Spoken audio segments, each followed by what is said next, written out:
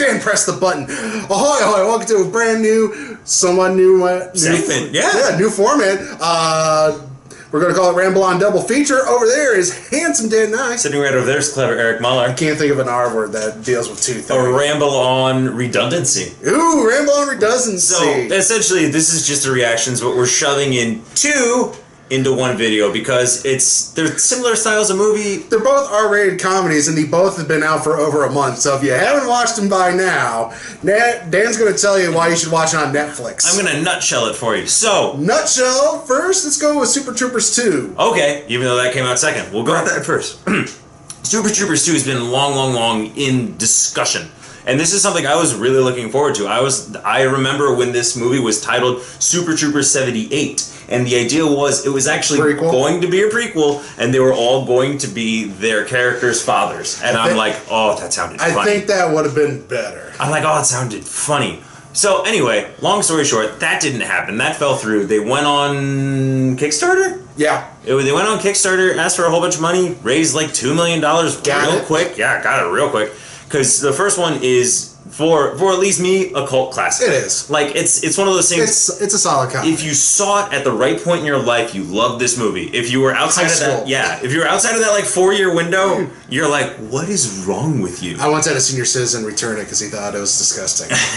Fair enough. So, if you saw the first movie, you know exactly what you're getting into. So, Super Troopers 2, essentially, the plot is they have had a terrible accident involving Fred Savage, which they don't tell you about what happened, but this happened much in the past, and they all got fired from their jobs as the Spurbury police. So they find out that one town in Canada, like the border where they made the Canadian-U.S. border, the markers were off, and part of Canada is technically in America. So they get roped in by the governor because you have experience and we hope things will go smoothly. And so then wackiness ensues. Yep, that's pretty much the plot of the movie. Wackiness ensues. There is a real plot which comes in kind of in the second act. Just like in the first Super Troopers. Exactly. Heavily in the third. It's almost beat for beat the same plot movie-wise, but the jokes are there. The jokes are there and they're funny. And they do something really good that most comedy sequels do, is they use the old ones sparingly. Like, you see where they are and you're like, this is funny, I like the way you're using this, and it's not overstaying its welcome. Like, I enjoy what you're doing, and then the new jokes play really well as well. You get Rob Lowe in there as the mayor of the town that they essentially... Canada? Yeah, from Canada, and he's not only mayor, but he also owns a Waffle House brothel.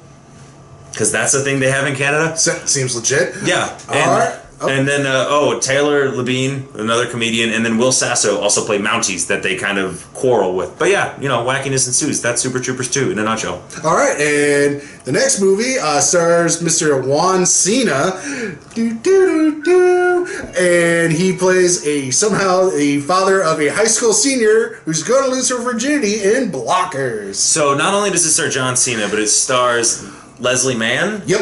Of Judd Apatow's pretty much fame. Judd, right? Of Judd Apatow's George of the Jungle fame. Of Judd Apatow's The Naughties fame. Like every movie he did, she was also in it. And Ike Barinholtz. And from the trailers, it looks like you're getting a little different movie than you do in the actual movie. Mm-hmm. And it's a pretty even split, like not 50-50, maybe 60-40 parents and kids.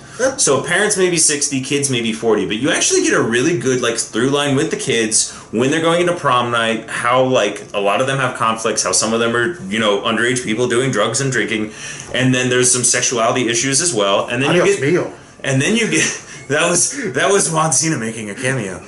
And then you get the parents' point of view where some are being overbearing parents, and then oddly the one they all think is kind of being the deadbeat becomes the voice of reason, and it's kind of an interesting take on it. So it's a much the trailers get you in there a little bit for the gross outness, for almost the American Pie-esque right, because it's a rated R film. But then once you get in there, you're like, they actually throw in quite a bit of heart, which kind of makes you identify with it more. And in the end, I had a few good laughs in it too. I'm definitely happy. I saw it in theaters. Thank you, MoviePass. And before you die.